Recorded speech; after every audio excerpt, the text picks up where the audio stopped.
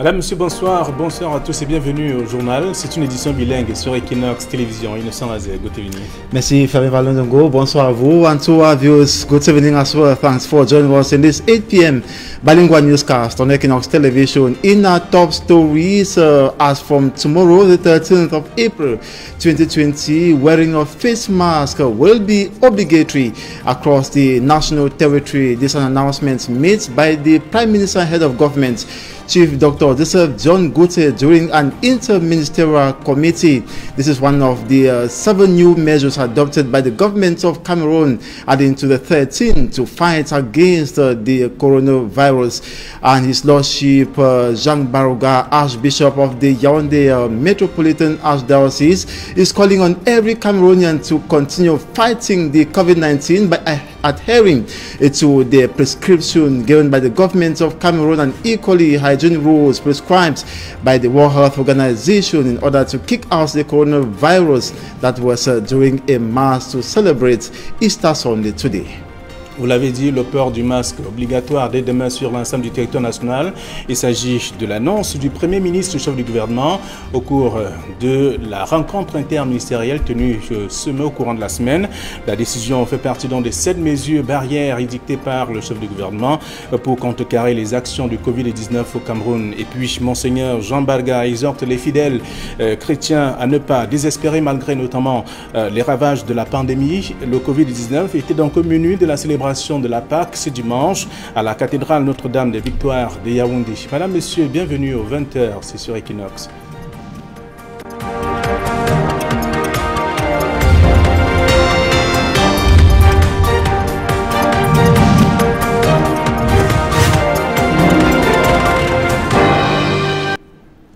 Une fois de plus, bonsoir et merci d'être des nôtres pour cette édition bilingue d'information. Le coronavirus était au menu de la célébration de la Pâque ce dimanche à la cathédrale Notre-Dame des Victoires de Yaoundé. Monseigneur Jean Barga exhorte les fidèles à ne pas désespérer malgré notamment les ravages du Covid-19. Et là, Élisée Bourba et Assiril étaient présents à cette homélie. Lutte contre le coronavirus oblige. Monseigneur Jean Barga respecte les mesures barrières avant le début de la célébration. À l'intérieur, alors que la cathédrale est clairsemée et que la règle de distanciation est observée, l'archevêque métropolitain de Yaoundé délivre un message d'espoir. Par la toute-puissance de la résurrection du Christ, confessée dans l'Église et dans le monde, nous pouvons et nous devons, au nom de Jésus, espérer la victoire prochaine de nos forces de vie sur les forces de cette mort pandémique. Combattons donc la pandémie et le Seigneur combattra avec nous. La fête de Pâques se célèbre dans un contexte de lutte contre la pandémie du coronavirus, s'adressant aux fidèles de l'archidiocèse de Yaoundé, mais aussi à l'ensemble de la communauté chrétienne. Monseigneur Jean Barga invite à rester en état de veille, en gardant les yeux rivés sur le médecin par excellence, le Christ ressuscité. Notre Dieu est un Dieu qui combat à nos côtés les effets du monde du mal, comme il le fit avec Moïse et avec tant d'autres fidèles. Veillons donc et prions-le. Prions-le et travaillons. Confessons notre foi en Dieu et assumons notre responsabilité. L'archevêque métropolitain, leur propre, celle que nous...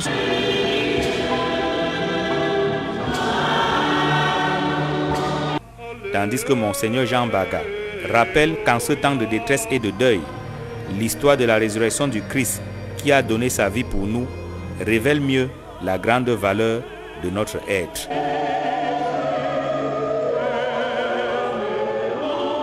Et pour contrecarrer le Covid-19, le port du masque est obligatoire dès demain sur l'ensemble du territoire national. L'annonce est donc du Premier ministre, chef du gouvernement, après la réunion du comité interministériel tenu courant semaine qui s'achève. Donc la décision fait partie des 7 nouvelles mesures barrières éditées par le gouvernement contre le Covid-19. Je vous propose à présent de suivre une attitude du Premier ministre, chef du gouvernement. Le Premier ministre qui va revenir sur ces mesures, les 7 mesures édictées pour contrecarrer le Covid-19, notamment avec en droite ligne le port du masque qui est obligatoire dès demain sur l'ensemble du triangle national. Je propose de l'écouter.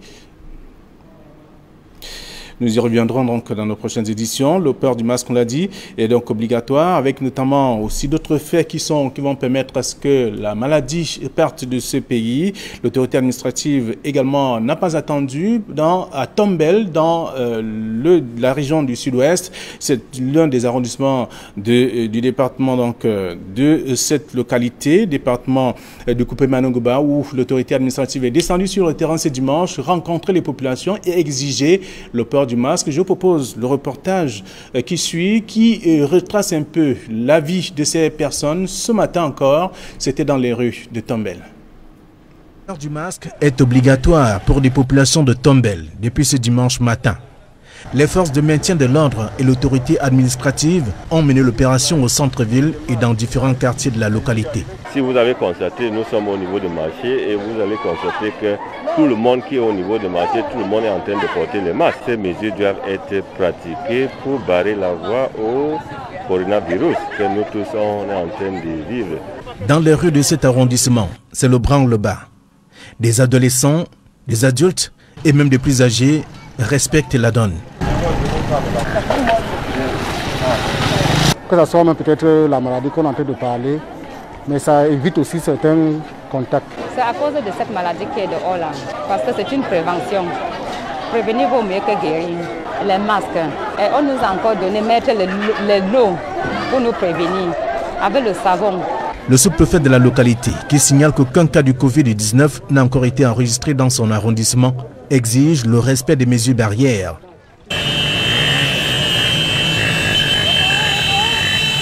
Toutes les mesures sont prises et en plus de ça, personne ne peut assister ou entrer à Tombel sans masque.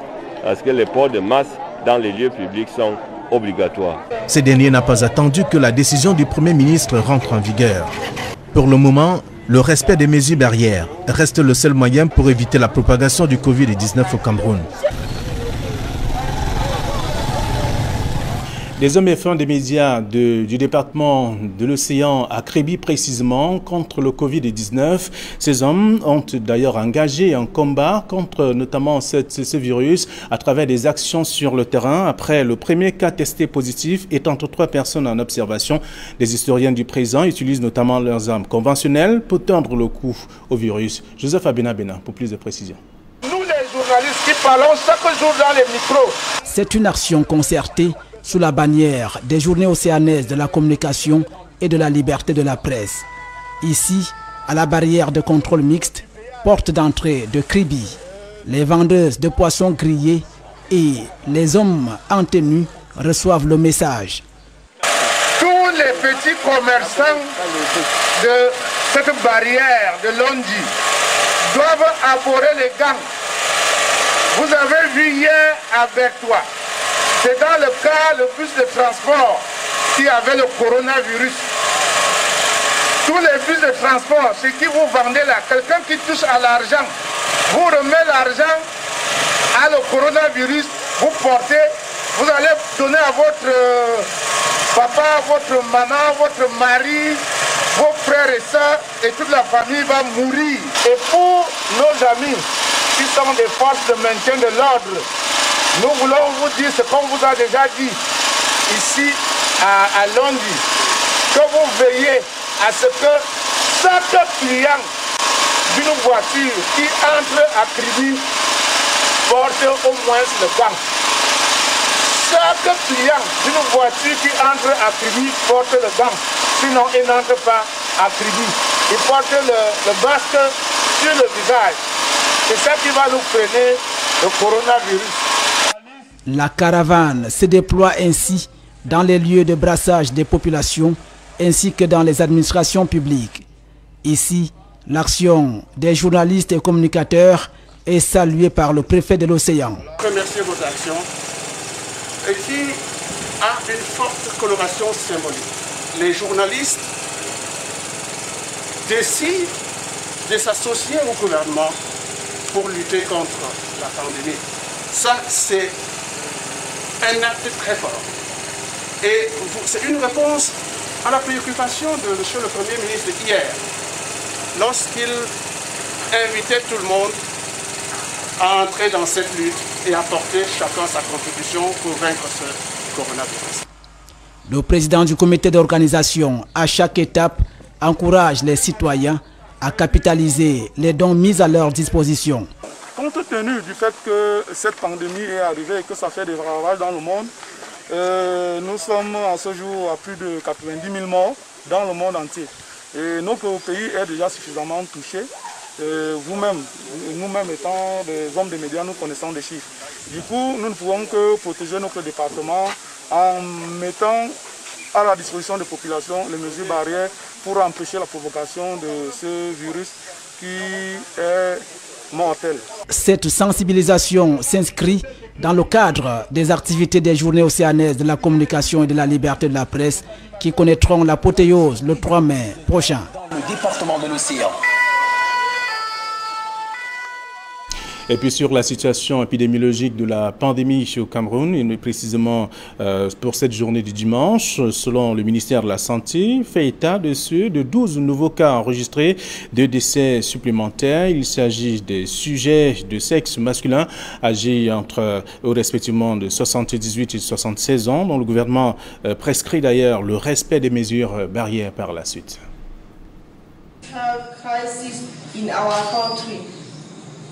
In the first attempt, some may find...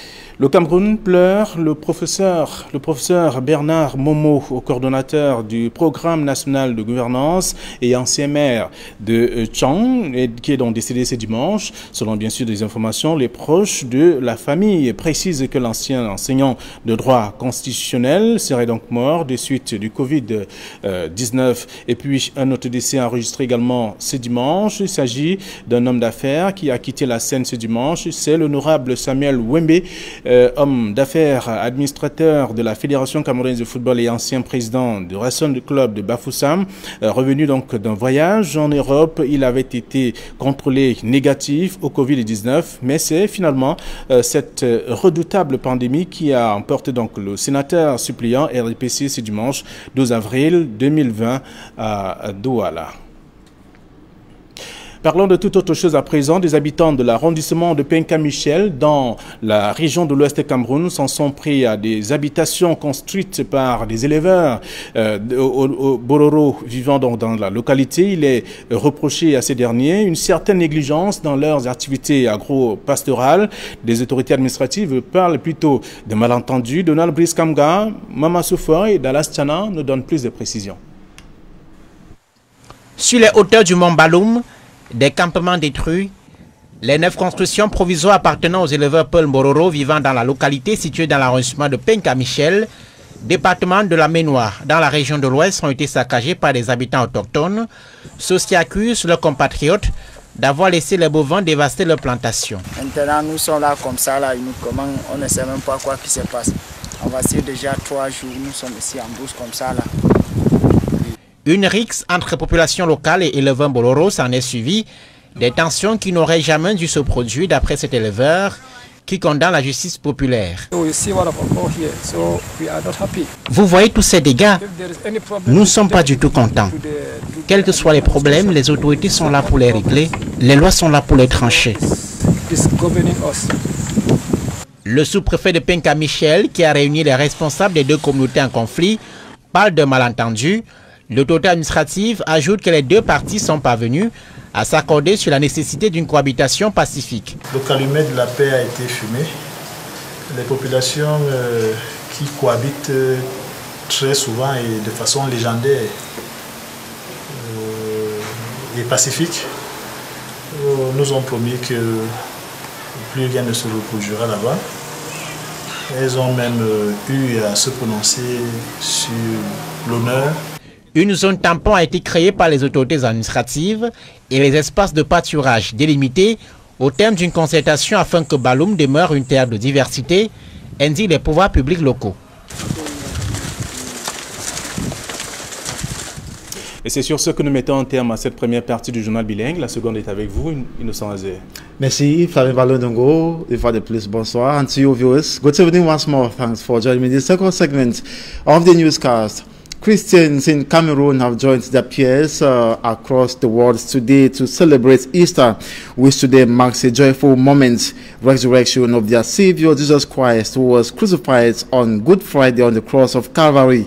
According to religious authorities, Christ's resurrection symbolizes the eternal life that is granted to all who believe in Him. On Easter, Christians also commemorate their Savior's victory over death. This day as well brings an end to the Easter Triduum, which started on Thursday evening, ending on Resurrection Sunday, and also end of Lent periods. During a mass to celebrate Easter in Yaoundé, the Archbishop of the Yaoundé Metropolitan Archdiocese, Lordship Jean Barouga, equally says it is continuation of another Lent period whereby Christians are called upon to continue praying and equally to fight against the coronavirus, and with the help of God Almighty. Here now is an excerpt of the Bishop of the Yaoundé Archdiocese. Take a listen. The resurrection of Christ, who died for us, brings us the hope of the resurrection. And expressed their commitment to support government's effort to limit the spread of this virus in our country. We're talking about the celebration of Easter today, and we will be getting an extract of His Lordship Jean Barouga, who is Archbishop of the Yaoundé Metropolitan Archdiocese, who is calling on Christians to continue praying against the COVID-19 in order and equally adhere to decisions or measures taken by the government of Cameroon, hoping that God will as well intervene to ensure the pandemic comes to an end. Take a listen to Jean Barouga. To win this fight and save our lives, we shall change our social habits, respect the ecology, follow the hygienic measures, adopt a new social discipline, be aware of the dangers of carelessness, make good use of the advantages of mass media, of new technology of information, and also make good appropriation of our medicinal heritage. This Easter solemnity gives us some keys on how to achieve a happy life and how to overcome this crisis we are going through. First of all, let us cultivate the assurance in the power of faith in God and Jesus. Secondly, let us have confidence in the intelligence and destiny of man as made for eternity. We have to work hard for heavenly realities, not just only the earthly realities. Thirdly, God invites us to autonomy, to dignity and responsibility to one another. The resurrection of Christ appeals to powerful solidarity among people, to union in diversity, to communion in the respect of the identity of others, to reconciliation and peace. This feast, brothers and sisters in Christ, brings us hope and invites us to more responsibility. That was the Lordship Jean Barouga of the Yaoundé Metropolitan Archdiocese speaking there on the needs for Christians to keep praying in order for God to intervene for the pandemic, that's a COVID-19, to come to an end. So we now talk about still on the Easter celebration, how the moderator of the Presbyterian Church in Cameroon, the Right Reverend Funky Samuel Foba, grace to Christians about the torture of the Anglophone crisis and now the fears of the COVID-19 pandemic, which have brought untold hardship on God's children. He says in a message that because of the risen Lord, there is hope, instructing Christians not to give up. The right Reverend Funky Samuel Foba calls on the followers of Christ to watch out and encouraging them there are better days ahead. From tomorrow, the wearing of face masks will be obligatory across the national territory. The information was revealed by the Prime Minister and Head of Government, Chief Dr. Joseph John Gute, during an interministerial committee recently in Yaoundé. This is one of the 7 new measures taken by the government of Cameroon, adding to the 13 to fight against the COVID-19. Take a listen to the Prime Minister and Head of Government. The following additional measures were taken in accordance with the directives of the head of state. 1. The general wearing of masks from Monday 13th April 2020 in all spaces open to the public. The Minister of Industry has been instructed to publish the technical standards and specifications for the mass production of these masks locally. 2. The local production of medicines, protective masks, hand sanitizers by competent national institutions under the supervision of the Minister of Scientific Research in collaboration with the Ministry of Public Health. 3. The establishment of specialized treatment centers for COVID-19 patients in all regional capitals, following the field hospital model, to receive patients in case of a peak of the epidemic and to allow hospitals to operate normally. 4. Intensification of the COVID-19 screening campaign with the collaboration of Centre Pasteur and its branches, as well as other relevant health institutions. Emphasis will be laid on already identified affected areas. 5. Intensification of the awareness-raising campaign in urban and rural areas, both in our 2 official languages and in local languages, through complementary channels of communication to be identified by the Minister of Communications, with the support of administrative, municipal, traditional, and religious authorities. 6. The continuation of activities essential to the economy in strict compliance with the directives of 17th March 2020 and the measures recommended by the World Health Organization to prevent the spread of the disease. 7. The systematic sanctioning of any breach of the restriction and confinement imposed on persons at risk. The non-proper washing of hands correlates to contraction of the COVID-19, and the Village Traditional Council of Wonganga, that's in Buea in the southwest region, is stepping up efforts to educate its village population on how it should be done. Derijato reports. This man is happy. A hand wash point has just been stationed in his village. We are in Wonganga, a village in Buea subdivision, and he is eager to wash his own hands. But see how he does it. Not that way. He has just gone back to use but the dirty water. Others before him left in this wet bucket. He is ignorant on how to go about it, and so many like him elsewhere in the subdivision. And in such a situation, the risk of contamination is very high. It is again this backdrop that the Wonganga Traditional Council is stepping in. Exactly, this is a first step. The traditional council has handed the equipment to the different quarter heads.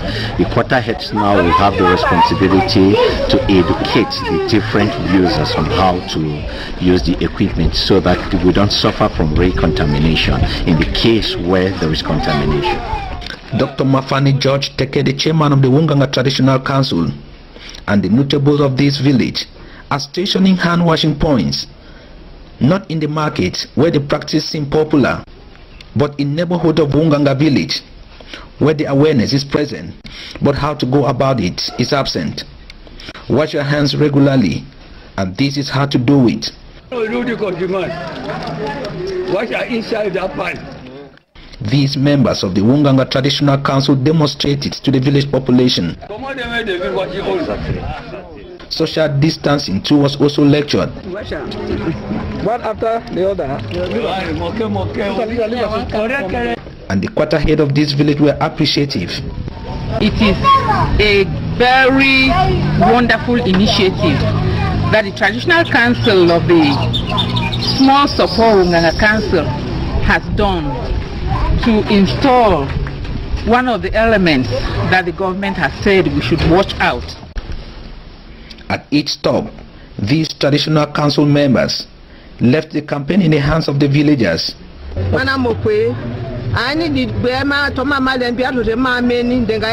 And we saw them taking the relay campaign against coronavirus, this time doing in their mother tongue, the Bakwere language.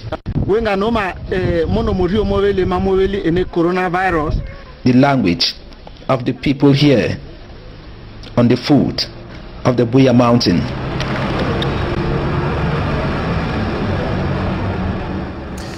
And see, talking about the COVID-19, a renowned Cameroonian businessman, Samuel Wembe, is no more the one-time administrator of the Cameroon Football Federation and former citizen parliamentarian for the Mefi division, died this Sunday, April the 12th, 2020, in Douala of the coronavirus. Samuel Wembe, the Cameroonian business tycoon, dies at the age of 73.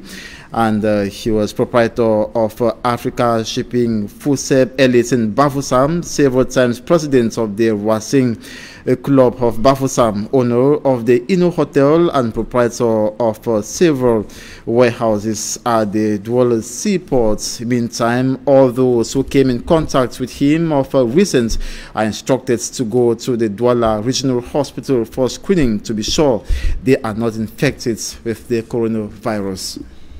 And also on to another obituary is Professor Bertrand Momo, who is former mayor of the Chong Council, that's in the west region of Cameroon. He died today, and he died this Sunday in Yaoundé from an illness.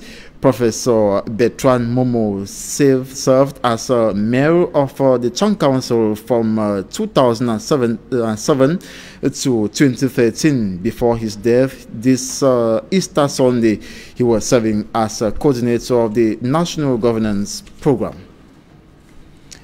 And that's it for this 8 p.m. bilingual newscast on Equinox Television. Thanks so much for watching. Tomorrow is another day. Do have a wonderful evening. Flavien Valonogo. Bonsoir à vous aussi. Bonsoir, bonsoir à vous, bonsoir à nos chers téléspectateurs. Surtout, n'oubliez pas de porter votre masque dès le matin. Bien sûr. À vous également, chers téléspectateurs. Bonne soirée à vous.